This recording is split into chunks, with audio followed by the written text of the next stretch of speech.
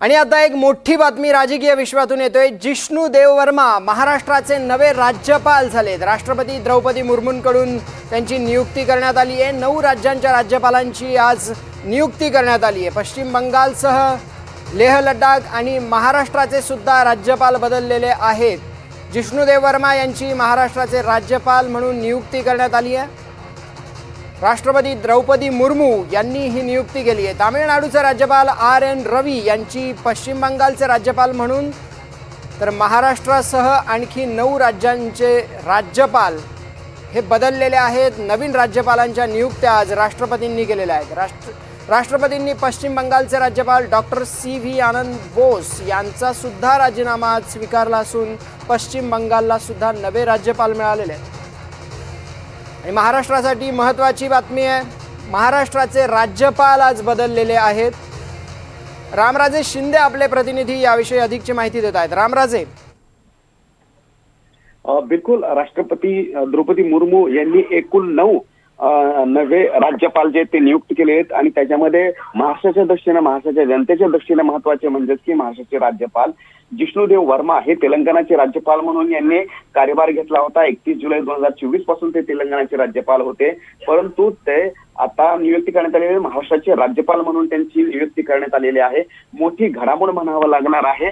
बंगालचे सुद्धा राज्यपाल आहेत, पश्चिम बंगालची त्यांची सुद्धा तिथे सुद्धा नवीन राज्यपालांची नियुक्ती करण्यात आलेली आहे। हिमाचल प्रदेश इथे नवीन राज्यपालाची नियुक्ती करण्यात आलेली आहे। दिल्लीमध्ये सुद्धा नवीन राज्यपालाची नियुक्ती करण्यात आलेली आहे। मात्र जर महाराष्ट्राचा दृष्टीने विचार केला तर जिष्णू देव वर्मा हे जे आहेत तर ते त्यांचा जन्म 15 ऑगस्ट 1957 साली झाला होता। जन्मस्थान त्यांचं त्रिपुरामधलं आगरताळा येथे आहे। कलकत्ता विद्यापीठामधून त्यांनी शिक्षण केलेलं आहे। BA ऑनर्स त्यांचं झालेलं आहे। तेलंगणाचे राज्यपाल म्हणून ते जुलै 2024 पासून काम केलेलं आहे। त्रिपुराचे ते उपमुख्यमंत्री सुद्धा होते।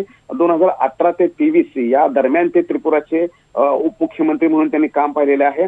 तर पहिल्यापासून भाजपमध्ये त्यांनी काम केलेलं, 1993 मध्ये भारतीय जनता पक्षामध्ये ते सहभागी झाले होते आणि त्यानंतर वेगवेगळ्या जबाबदाऱ्या पार पडलेल्या आहेत। बॅडमिंटन असोसिएशन ऑफ इंडियाचे ते प्रमुख पण होते, त्याबरोबर त्रिपुरा बॅडमिंटन असोसिएशनचेही अध्यक्षपद त्यांनी भूषवलेलं आहे। त्यामुळे एकंदरीतच भाजपचे निष्ठावंत असे हे आहेत जिष्णूदेव वर्मा आणि त्यांची त्यानंतर नियुक्ती करण्यात आली होती तेलंगणाच्या राज्यपालपदी। आणि आता महाराष्ट्रासारखं मोठं राज्य आहे की जे संपूर्ण देशाची आर्थिक राजधानी मुंबई तिथे आहे, त्याचबरोबर महाराष्ट्रामधून सगळ्यात मोठा रेव्हेन्यू जो आहे तो केंद्राला जातो आणि एक औद्योगिकदृष्ट्या महत्वाचं राज्य आहे महाराष्ट्र आणि तिथले राज्यपाल म्हणून आता जिष्णूदेव वर्मा यांची नियुक्ती करण्यात आली आहे। बरोबर आहे रामराजे।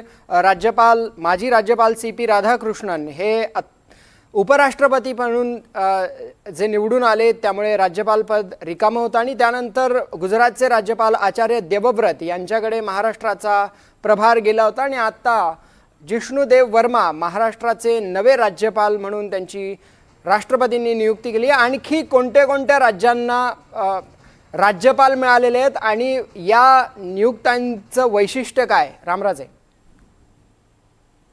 बिलकुल, आपल्याला माहित आहे की आज म्हणजे की 2 राज्यपालांचे राजीनामे स्वीकारले होते आणि त्यातले सगळ्यात महत्वाचे म्हणजे की पश्चिम बंगालचे राज्यपाल त्यांचा सुद्धा राजीनामा घेतला होता आणि CV आनंद बोस यांचा हा राजीनामा घेतला होता। परंतु त्यानंतर अनेक राज्यामधले राज्यपाल नियुक्त केले, त्याच्यामध्ये हिमाचल प्रदेशमध्ये शिवप्रताप शुक्ला जे आहेत त्यांची तेलंगणाचे राज्यपाल म्हणून नियुक्ती करण्यात आलेली आहे। तर जिष्णूदेव वर्मा यांची महाराष्ट्राचे राज्यपाल म्हणून नियुक्ती करण्यात आलेली आहे। नंदकिशोर यादव यांची नागालँडचे राज्यपाल म्हणून नियुक्ती करण्यात आली आहे। लेफ्टनंट जनरल सय्यद यांची बिहारचे राज्यपाल म्हणून नियुक्ती करण्यात आलेली आहे। बिहार हे अतिशय महत्वाचं राज्य आहे आणि आता आपल्याला माहित आहे की नितीश कुमार मुख्यमंत्री हे आता राज्यसभेवर जाणार, त्यामुळे बिहार महत्वाचं आहे। तर तिथे नवीन राज्यपाल देण्यात आलेले आहे, सय्यद हुसेन हे राज्यपाल आहेत। तर तमिळनाडूचे RN रवी यांची नियुक्ती करण्यात आलेली आहे। पश्चिम बंगालचे राज्यपाल म्हणून नियुक्ती करण्यात आलेली आहे। केरळचे राज्यपाल राजेंद्र विश्वनाथ आर्लेकर यांची तामिळनाडूच्या राज्यपालपदी नियुक्ती करण्यात आलेली आहे। लडाखचे गव्हर्नर कविंदर गुप्ता यांना हिमाचल प्रदेशचा राज्यपाल म्हणून नियुक्ती करण्यात आलेली आहे। तर दिल्लीचे लेफ्टनंट गव्हर्नर विनय कुमार सक्सेना यांना लडाखला पाठवण्यात आलेलं आहे आणि तेजेंदर सिंग सिंधू यांच्याकडे दिल्लीची जबाबदारी देण्यात आलेली आहे। त्यामुळे एक तीन राज्य महत्वाची म्हणावी लागतील. बिहारचं राज्य, कारण जिथे संपूर्ण सरकार आता नवीन येणार आहे, उलटापालट होणार आहे, तिथं नवीन राज्यपाल असतील. दुसरीकडे महाराष्ट्रामध्ये सुद्धा राज्यपाल जे आहे त्याची नियुक्ती करण्यात आलेली आहे आणि उद्याच अर्थसंकल्प आहे, त्याच्या आदल्या रात्री ही नियुक्ती महत्वाची मानली जाते. तर पश्चिम बंगालचे राज्यपाल, तिथले सुद्धा राज्यपाल बदलण्यात आले होते आणि तिथे सुद्धा नवीन राज्यपाल देण्यात आलेले आहेत. RN रवी यांची तिथे नियुक्ती करण्यात आलेली आहे.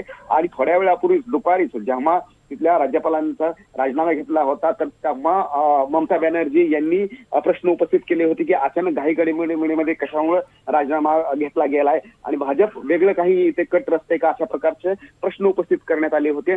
परंतु तिथे लगोलग नवीन राज्यपालांची नियुक्ती करण्यात आलेली आहे आणि अचानकपणे साधारणतः 9 राज्यपाल आणि उपराज्यपाल बदललेले आहेत. त्याच्या पाठीमागची कोणती रणनीती हे अद्याप सांगता आले नाहीये, परंतु 3 राज्य महत्वाची आहेत. एक बिहार, दुसरं महाराष्ट्र आणि तिसरं पश्चिम बंगाल, आणि या तिन्ही ठिकाणचे राज्यपाल बदलण्यात आलेले आहेत. धन्यवाद रामराजे दिलेल्या महत्त्वाच्या अपडेट्सबद्दल. तेव्हा महाराष्ट्रासह पश्चिम बंगाल आणि बिहार आणि इतर 9 राज्यांचे राज्यपाल हे बदललेले आहेत. पश्चिम बंगालमध्ये निवडणुका होऊ घातल्या आहेत, त्यामुळे तिथला राज्यपाल बदलणं हे अत्यंत मोठी राजकीय घडामोड आहे. त्यासोबतच बिहारमध्ये सुद्धा जिथे सत्ताकारण वेगाने बदलतंय, मुख्यमंत्री पदाचा चेहरा या बिहारमध्ये बदलणार आहे आणि अशातच तिथे राज्यपालही नवीन नियुक्त झालेत. आणि महाराष्ट्रासाठी सर्वात मोठी बातमी म्हणजे जिष्णू देव वर्मा हे महाराष्ट्राचे नवे राज्यपाल झाले.